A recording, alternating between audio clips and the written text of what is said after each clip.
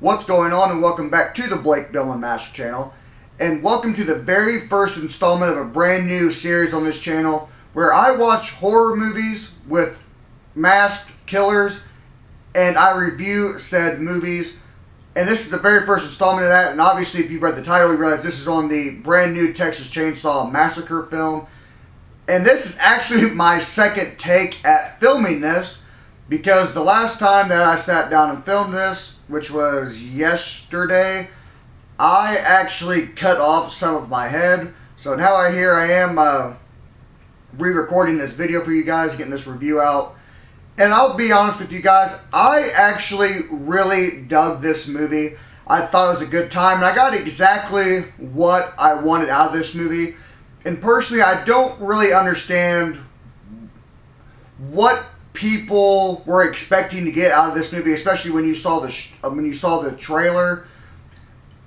And it set itself up like it was just going to be a brutal slasher. That's exactly what it was.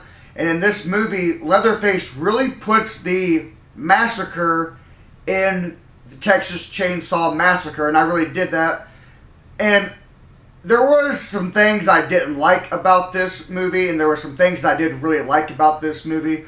But this is ultimately a mask channel, so obviously I'm going to talk about the look of Leatherface, the mask, and overall the theatrics and look of Leatherface. And I kind of went back and forth on the mask for Leatherface in this movie. And of course, he literally gets his mask by just cutting off a dude's face and just putting on his mask. I mean, putting on his face, not his mask. And to me, it just didn't... That just doesn't make any sense logistically. Like, how is a piece of skin just staying on your face without falling off? Unless there's something that I missed in that. But I kind of went back and forth, and ultimately I ended up not really liking the mask. And I know a lot of people did like the mask, but me personally, it just didn't do anything for me.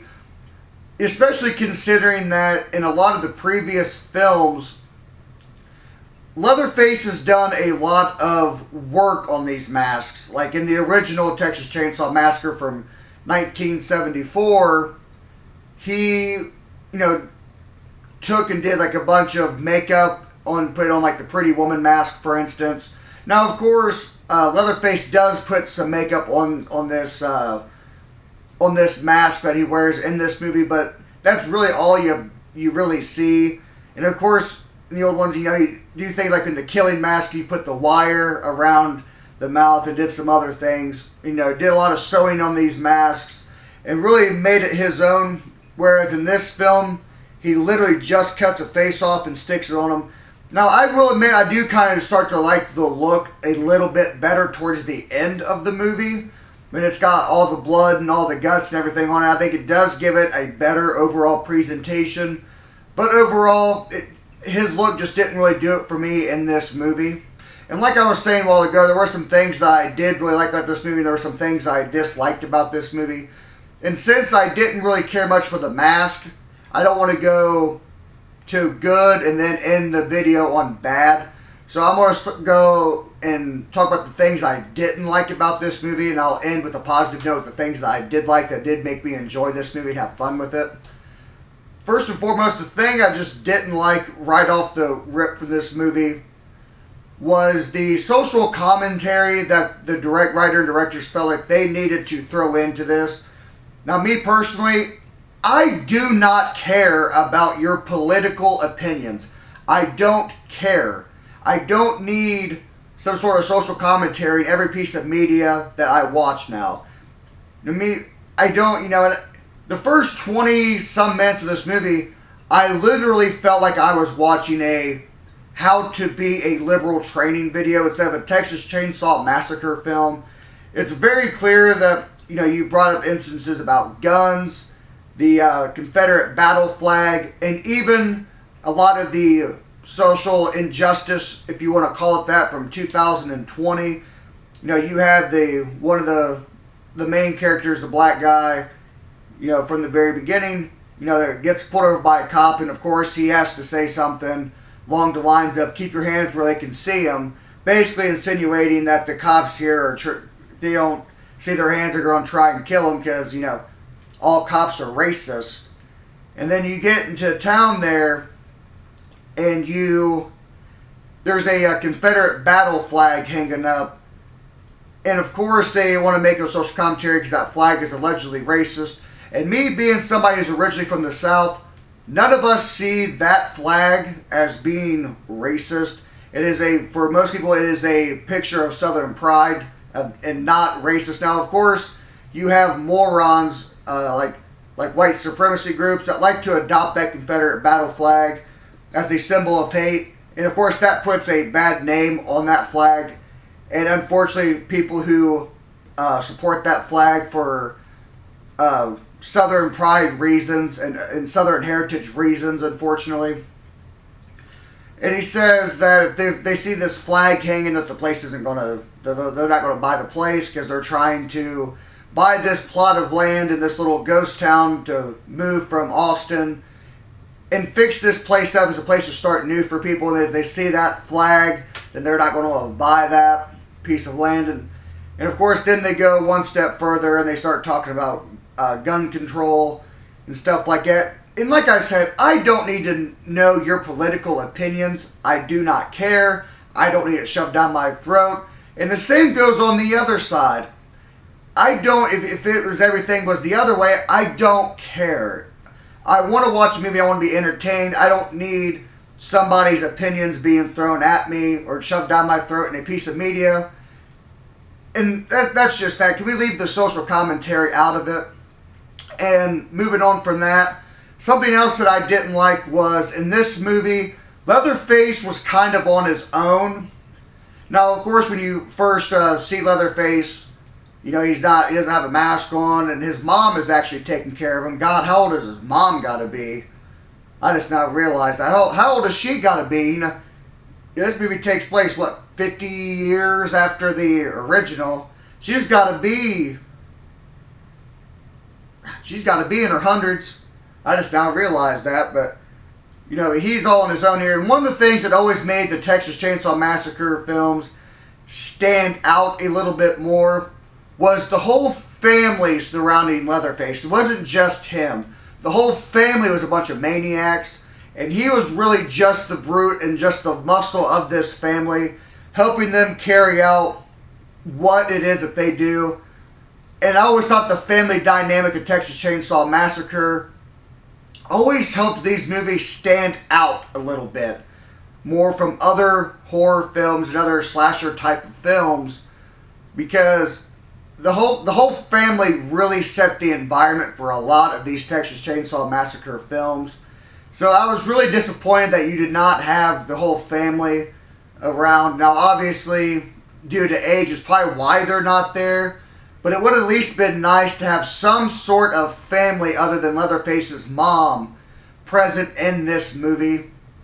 And not to mention, when you had the family around and you had those dinner scenes in a lot of them other movies, it was just always really entertaining just seeing a family, a deranged family of cannibals nonetheless, really sitting down to torture somebody. And it was just kind of a shame that Leatherface was just on his own. And speaking of another thing, two more things I didn't like about Leatherface in general in this film was the fact that Leatherface didn't really act like Leatherface in this movie. In my opinion, and I've seen where many of others have also agreed upon this, it seemed like Leatherface was acting more like Michael Myers than Leatherface. Now, Leatherface Leatherface was silent in this movie. In a lot of the other movies, Leatherface is not silent. Now, he is mentally handicapped, and he used to always make sounds to kind of convey what he wanted. And in this movie, they made him silent, and that could very well be the social climate we are currently in. If you were to have Leatherface act mentally challenged and make a lot of them sounds that mentally challenged people make, you'd probably offend somebody and have their vagina bleeding out for a few days over a mentally handicapped person acting mentally handicapped in a movie. Or, I mean, a non-mentally handicapped person acting like a mentally handicapped person in a movie. you'd probably offend somebody. And that's probably the reason why they chose not to go that route with Leatherface in this. And now that we are done with the stuff that I did not like about this movie, we can go on to what I liked about this movie. And it was pretty much everything else. I thoroughly enjoyed the gore effects in this movie. I thought this was some of the best gore that you've seen in the entire franchise. And I have seen every movie in this franchise. So going into this, I didn't have too high expectations. I knew going into this that there's no way it could be worse than Texas Chainsaw 3D or The Next Generation or The New Generation, whatever that one was called. And or the terrible Leatherface prequel movie we got. So I knew going in there could be no way it could be possibly worse than those movies. But like I said, I thought the gore effects were some of the best that we've gotten in the entire franchise. Some of the kills were pretty awesome. Especially the one where Leatherface just takes a mallet and just bashes the guy's brains in. But the one that really sticks out the most is the very first kill of the movie, where Leatherface just takes the cop's hand and just snaps it completely off, and then you have the bone sticking out and everything, and he uses that to stab the cop in the neck with. And that was just something that really stood out, and I thought that was one of the best, I think that was the best kill in the entire movie. But the gore was pretty top-notch, and so was the score for this film. I thought the score was really well done, really well. Another thing I really liked about this movie, and I had a little bit of faith going in this movie because the producer in this movie was Fede Alvarez, and he has been responsible for the Don't Breathe movies and the Evil Dead 2013 remake, which was really well. And so you kind of knew going in what kind of movie you were going to get, and it was going to be a movie where you have your main characters centralized in one location, which we do. Like I said, all the main characters and all the people in general are located in this little ghost town that they're looking to buy and rebuild. And they end up unleashing Leatherface upon themselves. This movie did a really good job at his style of movie. And I really thought Texas Chainsaw Massacre franchise in general was a really good movie for his style. And they actually do a very good job of executing his style of movie in this. You know, and they do a really good job because not only the movie is predictable, yes, but it's not so predictable that you're predicting the entire movie from the beginning. And in typical Fede Alvarez fashion, as the movie progresses and your protagonist, let's say they get a gun or a weapon of some kind or a vehicle to try and escape with, because eventually all these movies are, as they go on, you either find something to get away with, fight back, run, whatever.